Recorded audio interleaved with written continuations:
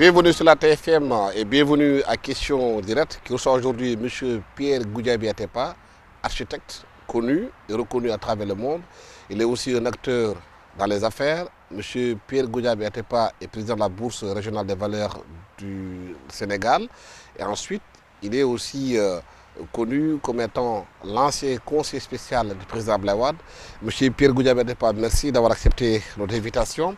On parle beaucoup de l'affaire Franck Timis. Ça crée une grosse polémique ici au Sénégal.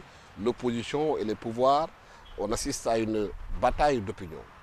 Vous étiez l'une des personnes qui avait présenté M. Franck Timis à M. Aliou Sall, qui est aujourd'hui au cœur de la polémique. Est-ce que vous pouvez nous expliquer comment tout cela est arrivé et comment tout cela s'est passé? Bien, merci Alassane. D'abord, je suis heureux de pouvoir m'exprimer pour donner ce que j'appellerais ma part de vérité, ce que je sais. Ce que je sais qu'on peut mettre sur la place publique.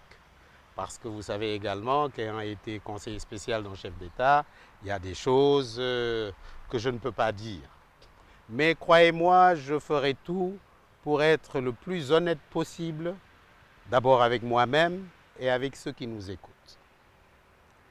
Je pense d'abord qu'il est important que les gens comprennent que les gens ont peut-être raison de pouvoir s'émouvoir de situations qu'ils ne comprennent pas. Et je pense, j'en suis persuadé, qu'après les éclaircissements et les réponses que je vais vous donner, je pense que ça va calmer un peu le jeu. Parce que j'ai comme l'impression que tout s'emballe, excusez-moi le terme, pour rien. Voici les faits tels que je les ai vécus et tels qu'ils se sont passés. Tout ce que je dis peut être vérifié. D'abord, j'ai connu Franck Timis par un coup de téléphone que l'ancien ministre Samuel Sarr m'a fait un jour pour me dire « Écoute Pierre, j'ai un ami, un investisseur que j'ai connu quand j'étais ministre des Mines, qui est bloqué parce que le ministère du pétrole ou des hydrocarbures, je ne me souviens plus, de l'énergie ne veut pas lui donner ses licences, etc. Je lui dis, mais qu'est-ce que j'ai à voir là-dedans? Il dit, oui, écoute, tu es conseiller spécial du président, je pense que c'est une très bonne opportunité pour le Sénégal, mais le président est braqué. Je dis, mais s'il est braqué, il est braqué, moi. Il dit non, mais nous savons que peut-être, qu'en des termes plus simples, tu peux le convaincre. Je dis, mais comment je peux convaincre le président s'il est braqué? Il nous a tous dit que le pétrole était une malédiction. C'était quel président? Wade. J'étais conseiller de Wade. Nous sommes en 2011. Il me dit, écoute, de toute façon, Franck va venir te voir, il va t'expliquer. Franck Timis est venu.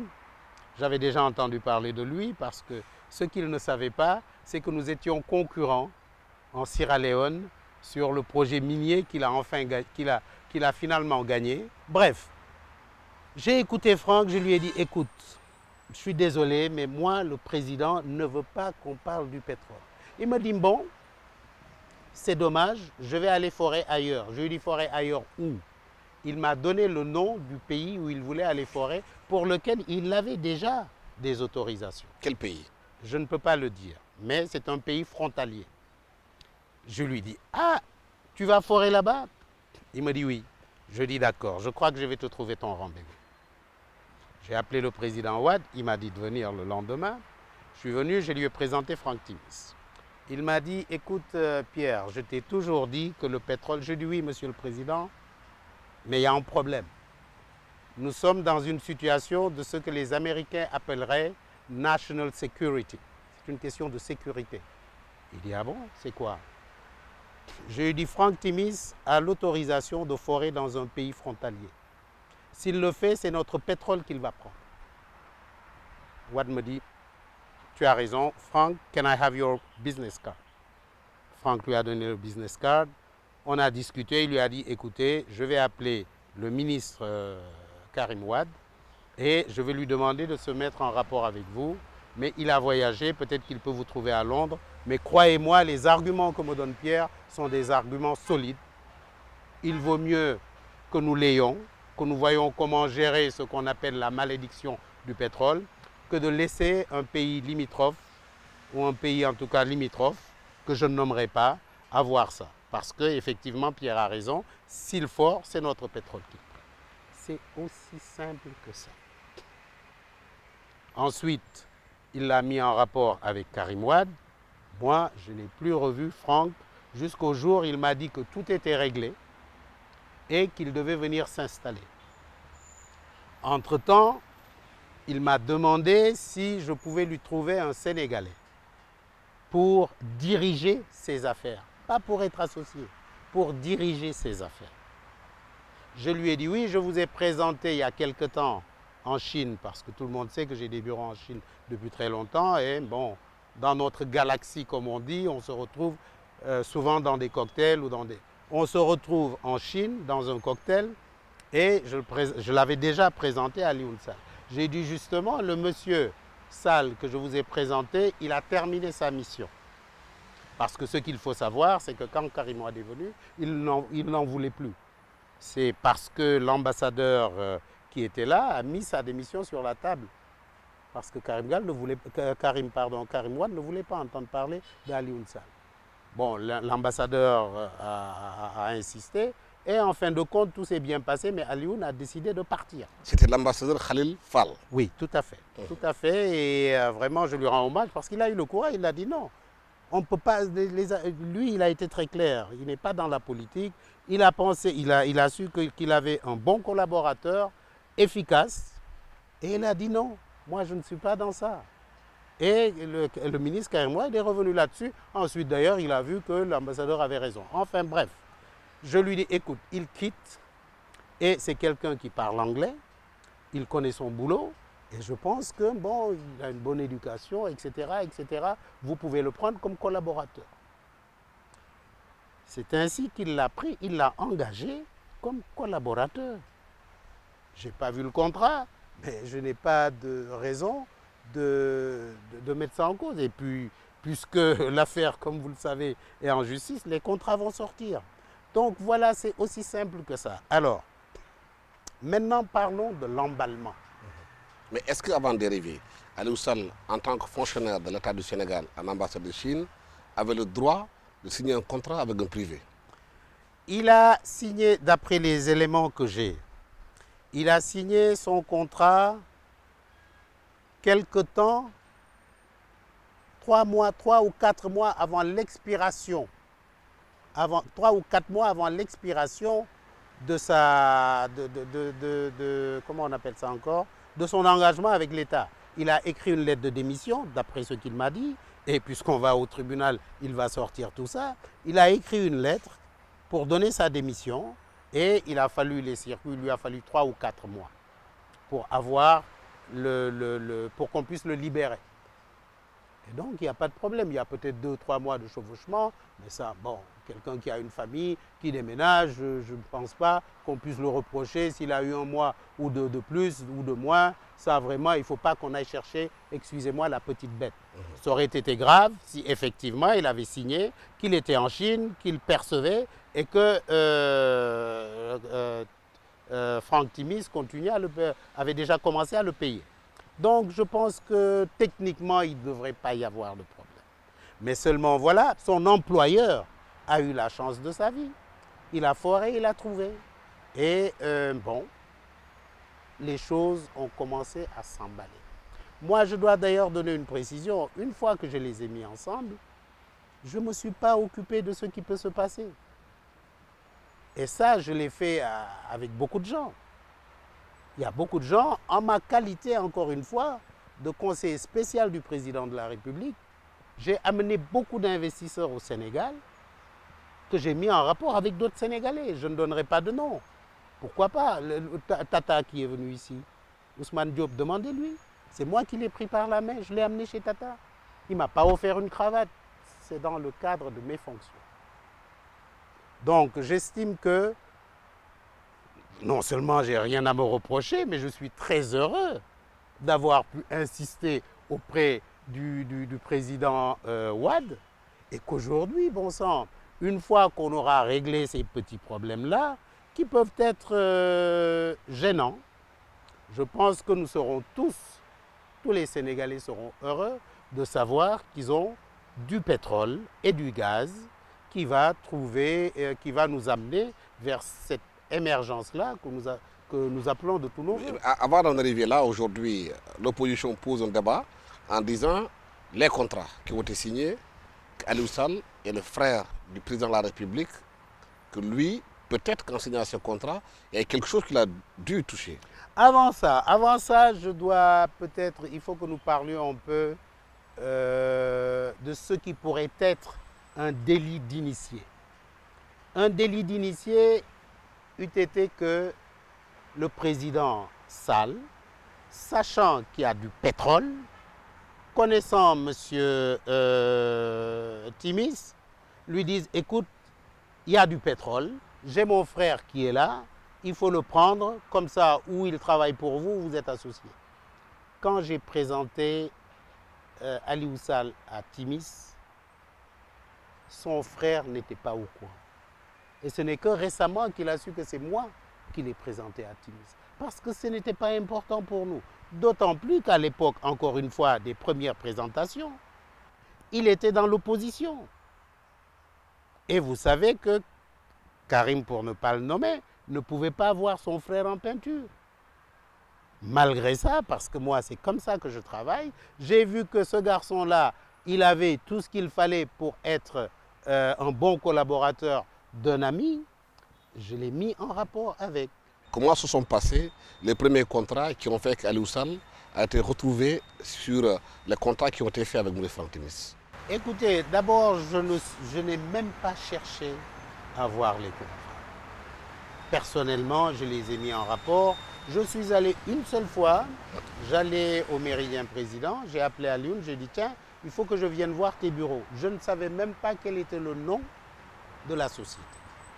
Donc pour moi, ce n'est pas un problème. Aliou Sall est collaborateur de Franck Timis et de Wang. Moi, je ne connais même pas le chinois, hein, parce que c'est leurs affaires, ça.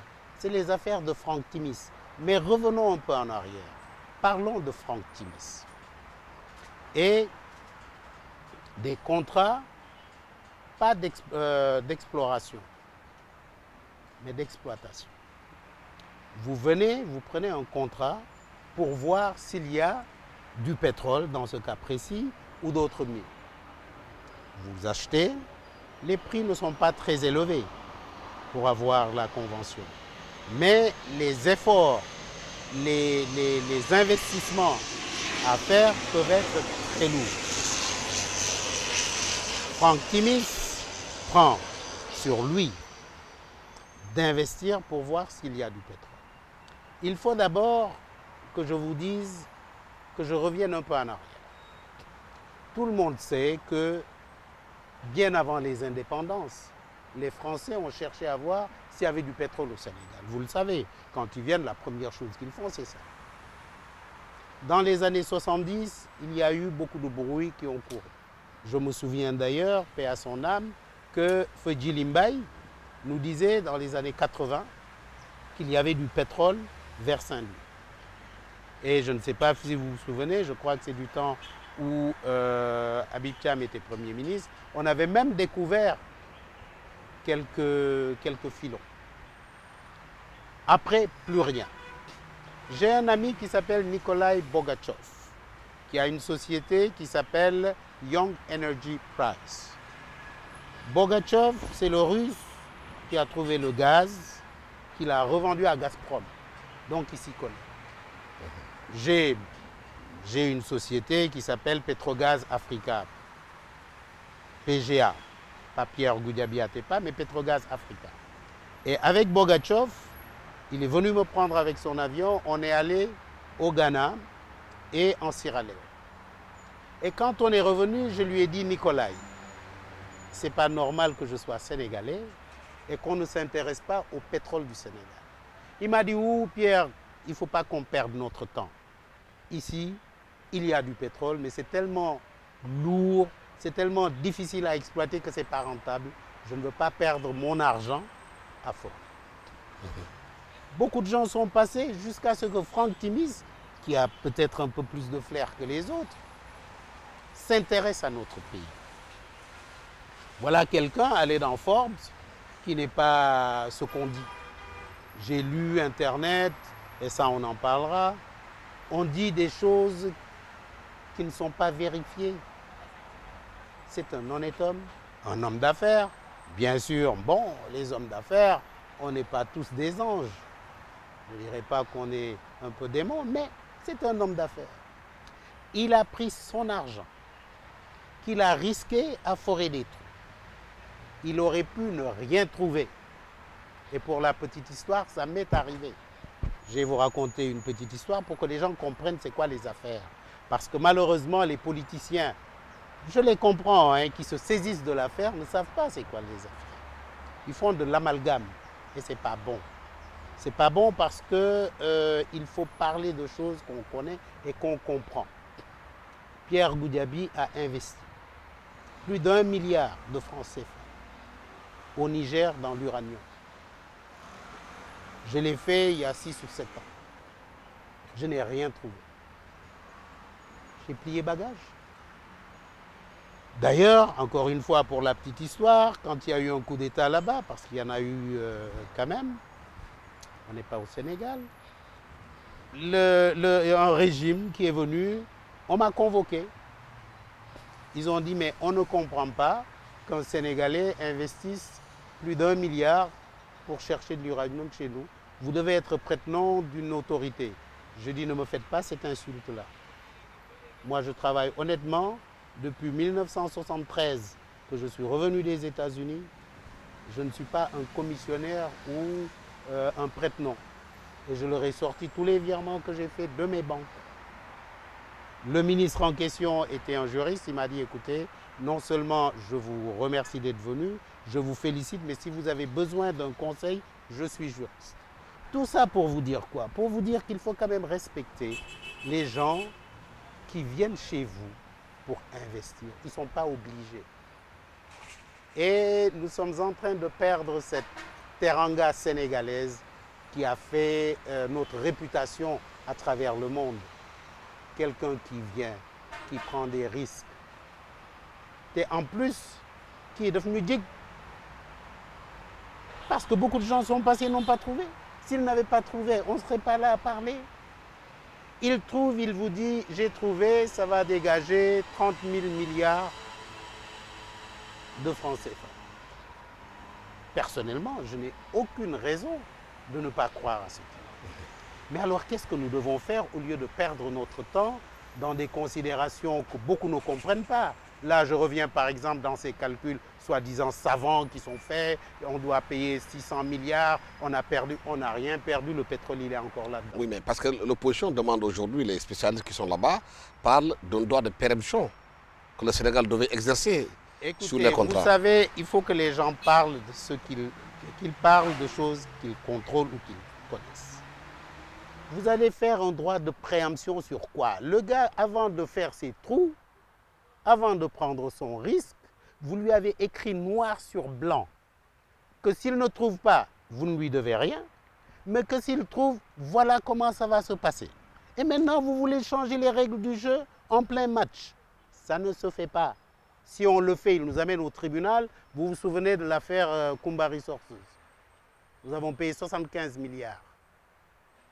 Alors, il ne faut pas qu'on revienne sur ça.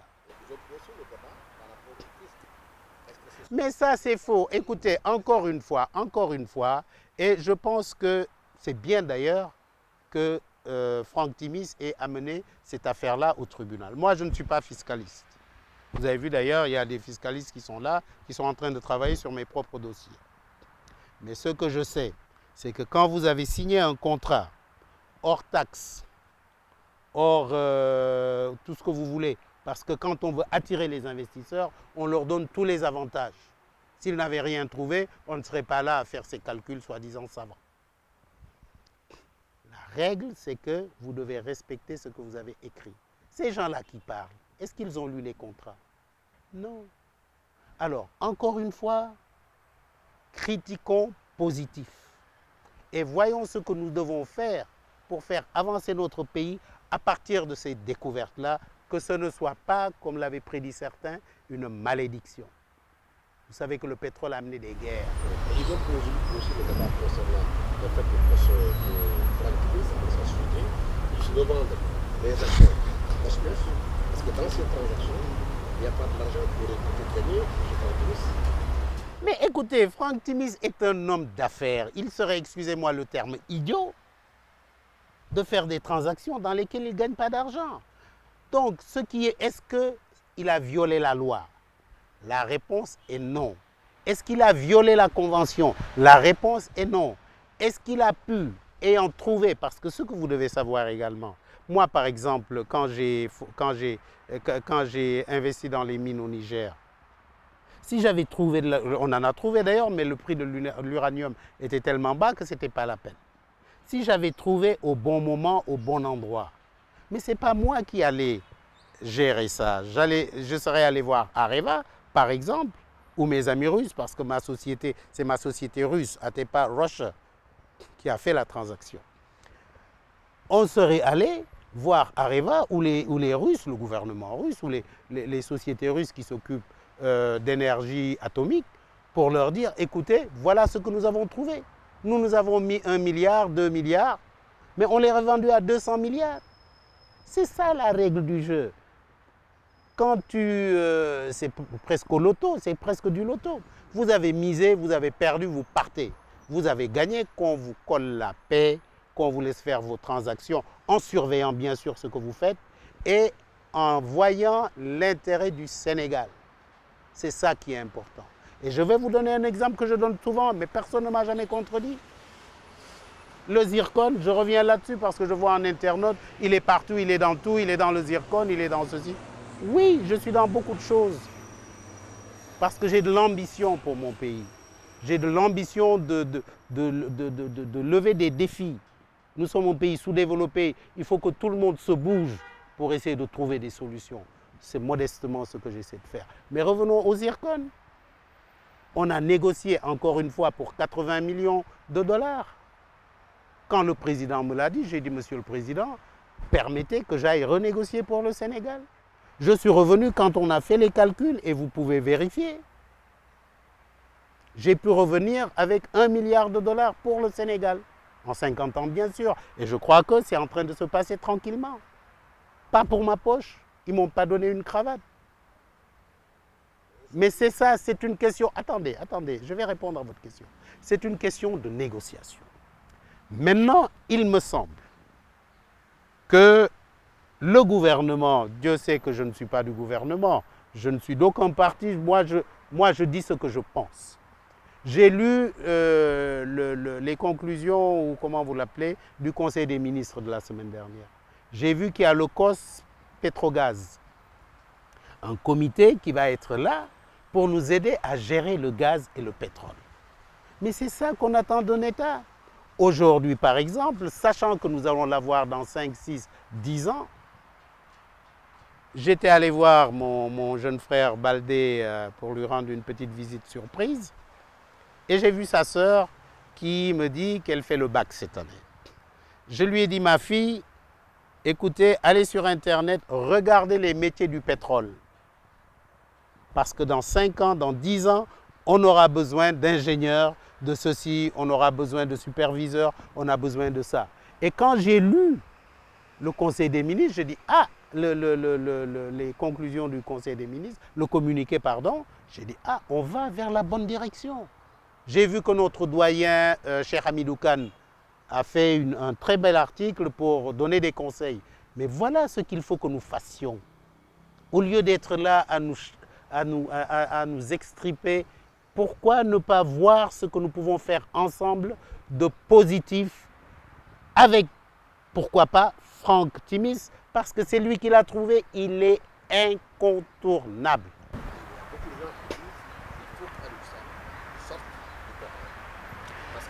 C'est légitime. Je pense que c'est une critique. Attendez. Je crois que c'est une critique légitime.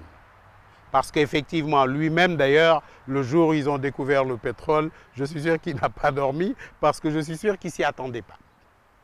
Il ne s'y attendait pas. Ni nous Frank Timis Djigé, non nous le dit Frank Timis.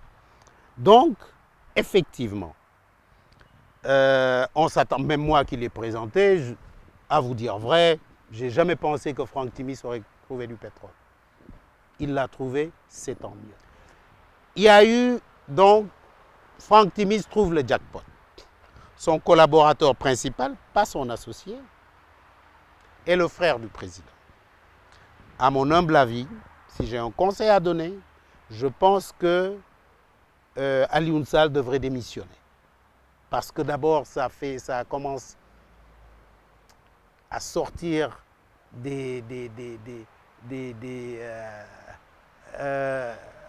ça commence à dégénérer. Et ce n'est pas bon en politique. Vous savez, nous venons d'un très grand traumatisme avec un président qui a voulu nous imposer son fils, qui était ce qu'on a appelé la dévolution monarchique.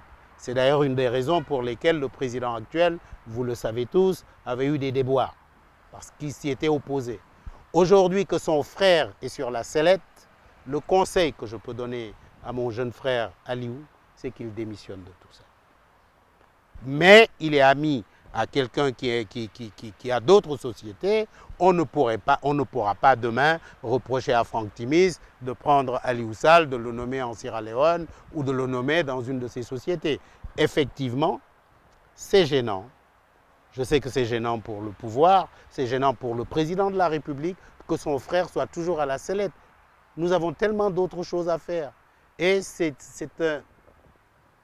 pour ce que cette découverte-là doit représenter pour le Sénégal, nous devons tous, nous, individuellement, nous effacer. Est-ce que vous pensez qu'aujourd'hui, le pouvoir actuel a mesuré justement la conscience citoyenne au Sénégal qui ne veut pas de la famille dans la... Écoutez, je ne suis pas du pouvoir, je ne suis pas dans le pouvoir, mais je pense que le président de la République, je sais que il est très intelligent, tout le monde le sait. Je suis sûr qu'il tirera les conséquences de ça. Mais bon, son frère, c'est son frère, mais Alioune Sall, c'est Alioune Sall. Alioune Sall, c'est Alioune Sall. Vous savez que son frère ne voulait pas qu'il fasse de la politique. Il l'a tenu tête. Son frère ne voulait pas qu'il soit président des maires. Il a tenu tête. Mais je crois que cette fois-ci, compte tenu de l'importance des enjeux, je pense que je suis sûr qu'il va démissionner. Je ne suis pas sûr, c'est lui qui décide.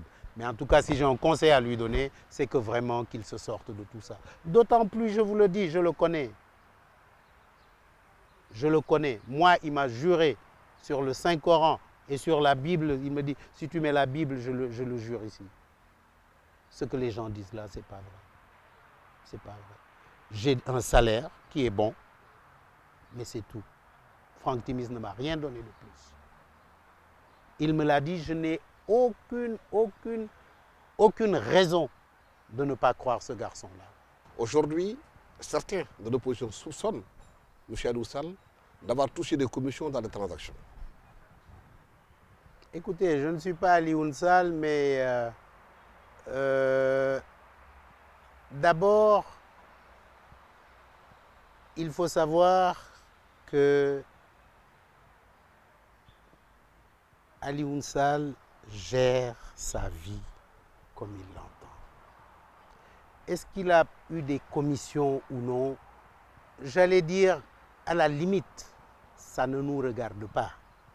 Ce qui doit nous regarder, nous, c'est de savoir est-ce que Frank Timis, dans ses transactions, dans ce qu'il a fait, a enfreint à la loi ou pas? Et ce sont quand même les ressources naturelles du Sénégal. Non, mais attendez, vous parlez de ressources naturelles qu'on n'a pas encore commencé à exploiter. N'oubliez pas que vous êtes dans la première phase. On vient seulement de trouver le pétrole, on ne l'a pas encore exploité. Vous me posez une question, a-t-il touché des commissions? Je ne peux pas vous le dire. À mon avis, a priori, non. Que Frank Timis ait eu des largesses pour lui, c'est possible. C'est possible. Mais je ne peux pas, moi, accuser quelqu'un sans preuve. Parce que, et c'est là aussi où les gens doivent faire attention. Nous tous, chacun d'entre nous, nous avons une famille, nous avons des enfants, nous avons une ou des épouses, nous avons des amis. Il ne faut pas que des gens viennent accuser des gens sans preuve. Et je pense que la plainte qui a été déposée va déjà régler ce problème-là. Parce que c'est trop facile. Je vois un de vos collègues qui s'épand partout, il dit aussi je parle, tu tombes, ceci, cela. Qu'on arrête ça. C'est trop facile. C'est trop facile. Donc, jusqu'à preuve du contraire, pour moi, Aliou Sall n'a pas touché jusqu'à preuve du contraire de commission. Maintenant que Franck Timis décide de lui dire, bon, écoute, voilà pour tes vacances, voilà 20 millions, ça c'est eux deux que ça regarde. Lequel d'entre nous n'a jamais eu un ami qui lui a donné de l'argent pour régler tel ou tel problème? Mais est-ce que légitimement, l'opposition n'a pas le droit de se poser un certain nombre de questions? Ah non, légitimement, attendez. L'opposition est dans son rôle. L'opposition est dans son rôle, et c'est bien d'ailleurs, c'est sain pour la démocratie. Ce qui n'est pas sain, c'est quand on y met des injures. Ce qui n'est pas sain, c'est quand on fait des procès d'intention. Ce qui n'est pas sain, c'est quand on affirme ce qu'on ne sait pas. L'opposition, même pas l'opposition, tout Sénégalais a le droit de se poser des questions sur ce qui se passe. Quand moi je dis que j'ai été négocié du zircon, on doit pouvoir demander, oui, bon, dans quelles conditions? C'est normal. Quand Franck Timis a quelqu'un qui se trouve, malheureusement pour lui, malheureusement dans cette affaire, être le frère du président, bon, c'est légitime qu'on se pose des questions. Mais ce que je ne souhaite pas, c'est qu'on arrive à des conclusions sans preuve. Les gens sont innocents jusqu'à preuve du contraire. Mieux, pour ne pas dire pire, nous sommes en train de décourager les opérateurs économiques qui veulent venir au Sénégal. Pourquoi? Mais parce que xaalis bëggul coow, te pétrole tamit bëggul coow, te développement bëggul coow. Si à chaque fois, parce que j'ai vu, vous avez un journal, je crois qu'il s'appelle Libération ou quelque chose comme ça, qui toutes les semaines vous parle des papiers de Panama, quand elle a sa société à Panama ou aux îles Vierges, il vient ici. Mais où est leur problème? Pourquoi vilipender des investisseurs qui veulent venir chez nous? Si personne ne vient, si Franck Timis n'était pas venu, encore une fois, on ne serait pas là en train de parler. Mais maintenant, quand on voit, excuse-moi, toutes les injures dont il fait l'objet sur Internet, ah, il est venu voler notre pétrole, ah, il est venu faire ça, il est venu... Le pétrole, il est là depuis des milliards d'années. Et il serait encore là, on n'y aurait pas touché s'il ne l'avait pas découvert. Mais quelles sont les garanties aujourd'hui que peuvent avoir les Sénégalais pour que ce pétrole soit géré dans la transparence la plus totale? Mais je pense que je vous le disais tout à l'heure, hein, j'ai vu, je pense qu'il va être public, s'il ne l'est pas, parce qu'il y a le communiqué du Conseil des ministres qui dit qu'il y a le fameux COS Pétrogaz. Mais c'est ça la transparence. Une commission qui est mise sur place avec des gens de ministère, des gens de la société civile, des gens de l'opposition, tout le monde, les gens de l'Assemblée nationale, pour voir comment nous allons gérer ce pétrole-là à bon escient, qu'est-ce que nous devons faire ensemble dans la plus grande transparence. Encore une fois, quand on vous dit que vous avez une richesse que vous allez exploiter dans les années à venir, qui est estimée à plus de 30 000 milliards, mais sant leen ci Yàlla. Et vous voyez ce qu'on peut faire pour que cette richesse-là, un, ne nous divise pas, deux, que nous puissions en tirer le maximum de profit. Or, pour ça, nous ne sommes qu'au début. Nous avons besoin, encore une fois, je vous l'ai dit, vous avez les majors, vous avez les seniors, vous avez des gens qui viennent chercher et qui revendent. Franck Timis doit revendre, c'est clair. Si vous voulez qu'ils vendent au mieux et que les gens qui peuvent vraiment nous accompagner pour que ce soit une très belle aventure, il faut que les gens puissent venir négocier avec l'État du Sénégal. Mais si à chaque fois que quelqu'un vient, il faut le vilipender, il faut à chaque fois que ça se termine dans les tribunaux, on pourra difficilement avoir des partenaires. Moi, c'est ça qui me fait mal. Mais est-ce que, par exemple, aujourd'hui, compte tenu des ressources pétrolières et gazières, qui sont des questions extrêmement sensibles, qu'il ne faudrait pas, au-delà du COS, mettre un consensus national autour de ces questions? Le consensus sera toujours difficile à avoir, mais au moins, le COS, encore une fois, je pense que c'est dans l'esprit de ceux qui l'ont, du président de la République, je pense que c'est pour ça. Et vous pouvez vous-même donner des avis et peut-être des conseils. C'est ça qu'on attend. Moi, par exemple, si je vois le président, je dis, bon, monsieur le président, il faut accélérer la création de l'école des mines, l'école du pétrole. Il faut que ça commence tout de suite, etc., etc. Nous devons voir également ce qui n'a pas marché dans les autres pays. Bon, c'est vrai que c'est le début, il y a de l'effervescence. Il vaut mieux l'avoir maintenant qu'après. Oui, mais pour clarifier l'histoire de Petro-Tim, il y a eu plusieurs propositions. Certains proposent une commission d'enquête parlementaire, d'autres proposent une commission d'enquête indépendante pour voir tous les contrats et voir en toute transparence comment les choses ont été négociées. Moi, je serais pour une commission indépendante. Mais la commission indépendante ne veut pas dire qu'il ne puisse pas y avoir de parlementaires là-dedans, de tous les bords, de l'opposition comme du pouvoir. Il faut de la transparence. Vous savez, au Sénégal, il y a des choses qui ne marchent plus. Les nébuleuses là, c'est terminé. Et c'est pour cela que quelque part, ce débat-là est intéressant. Il est intéressant, mais il ne faut pas qu'il dérape.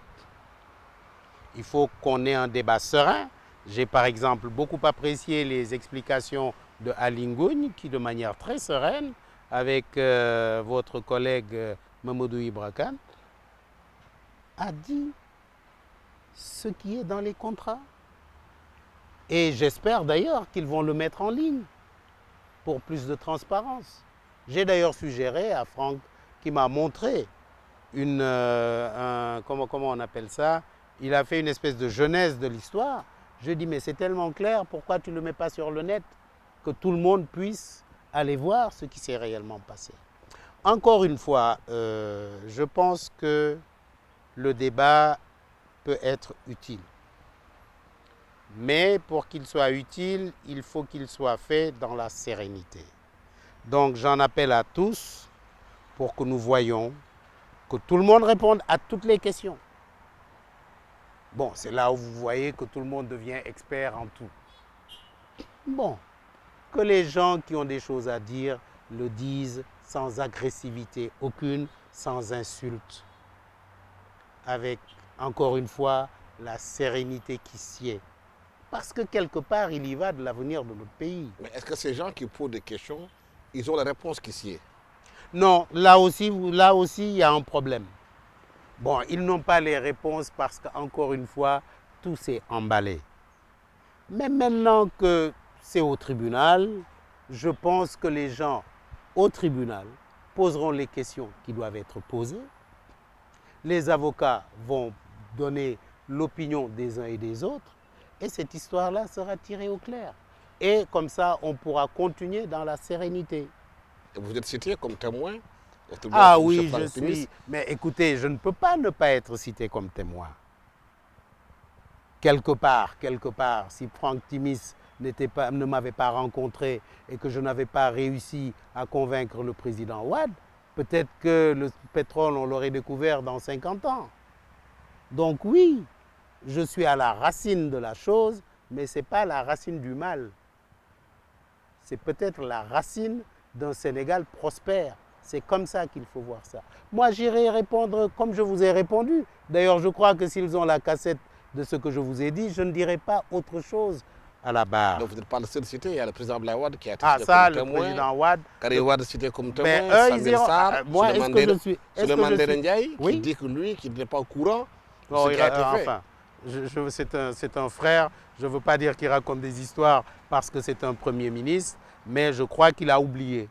Il a oublié parce qu'il y a des documents quand même qu'il a signés. Mais maintenant, vous savez, dans le fluide, on oublie. Moi, il y a des choses que j'oublie. Hein. Donc, bon, monsieur le Premier ministre, vous avez dû oublier, mais je crois qu'il y a des choses que vous avez signées. Il a oublié. Bon, mais on va lui rafraîchir la mémoire. Mais quelles sont les leçons qu'il faut tirer de toute cette histoire aujourd'hui au Sénégal? Bien, je crois d'abord, la première leçon, c'est qu'il faut se réjouir de ce que nous ayons trouvé, ce que nous cherchions depuis très longtemps. Une ressource naturelle qui puisse booster notre développement et nous amener enfin à l'émergence pour soulager la souffrance des populations.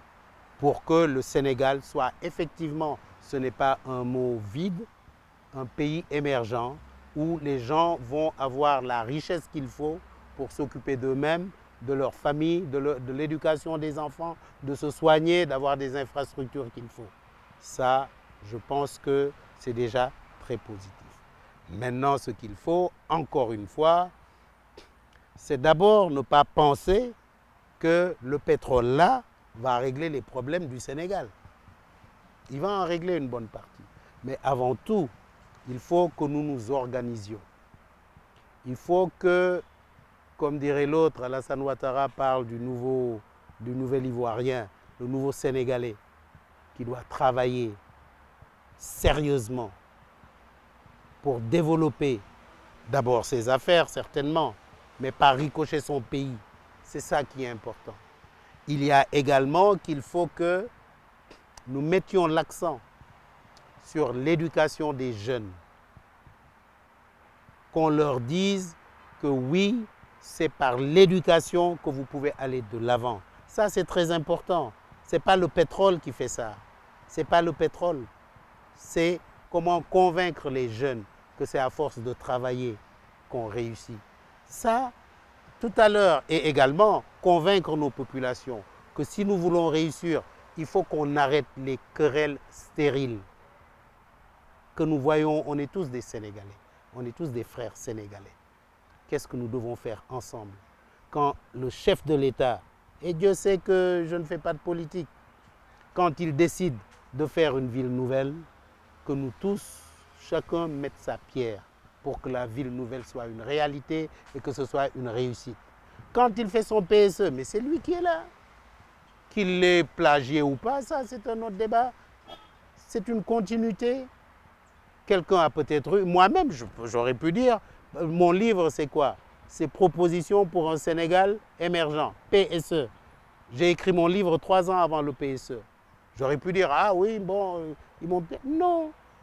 Chacun doit apporter sa pierre à l'édifice. Et c'est un architecte qui parle. C'est important. Il faut également peut-être que nous revoyions l'architecture de notre développement. Et ça, je le dis, je le répète. Plus important que le pétrole, pour moi. Il faut que nous revoyions les fondamentaux de notre pays. Et je le dis, je le répète, je sais que mes amis français ne m'aiment pas pour ça. Il faut que l'anglais soit la deuxième langue officielle du Sénégal. Je le dis, je le répète. Le Sénégal, nous devons être un hub pour beaucoup de choses. Et vous ne pouvez pas être un hub pour beaucoup de choses si vous ne parlez pas la langue que le monde entier parle aujourd'hui. Quand vous allez sur Internet, vous êtes bloqué. Mais ça, il faut avoir le courage de le présenter à l'Assemblée nationale. Nonobstant toutes les pressions qu'on pourrait avoir de la francophonie. Eux-mêmes, ils demandent à leurs enfants de parler anglais. Et nous sommes dans la CEDEAO, qui doit être une réalité en dehors des passeports. Mais est-ce que aussi la grande leçon qu'il faut tirer par rapport à la gestion de l'État, c'est qu'il faut éloigner la famille de la gestion des affaires de l'État? Mais ça, c'est évident et je pense qu'encore une fois, c'est par accident que tout cela est arrivé. C'est par accident. Moi qui ai mis les gens ensemble, je ne pensais vraiment pas, entre nous, je sais que Franck, bon, il cherche, je ne savais pas qu'il allait trouver. Maintenant qu'il a trouvé et que c'est devenu un problème, encore une fois, je vais parler personnellement parce qu'il a beaucoup de respect et de considération pour ma modeste personne. Je vais lui parler, je vais lui dire, écoute, les choses se sont tellement emballées que ça n'en vaut pas la peine. D'autant plus, encore une fois, qu'il n'est pas associé à l'affaire. C'est un salarié. On peut même lui trouver un autre boulot, il va gagner plus d'argent. Ça, je peux même personnellement m'y engager. Voilà, Pierre Goudiaby Atepa, merci d'avoir été avec nous sur ce plateau de la TFM. Vous êtes acteur dans le monde des affaires au Sénégal et à travers le monde. Vous êtes architecte, président de la BRVM, la bourse de valeurs qui temporalise 8 États de l'UEMOA. Vous êtes aussi celui qui a présenté Aliou Sall à M. Franck Timis, qui crée cette grande polémique au Sénégal concernant la gestion du pétrole. Merci à toute l'équipe technique qui m'a accompagné pour la réalisation de cette émission. Merci à vous qui êtes chez vous, qui nous suivez. Merci. Au revoir.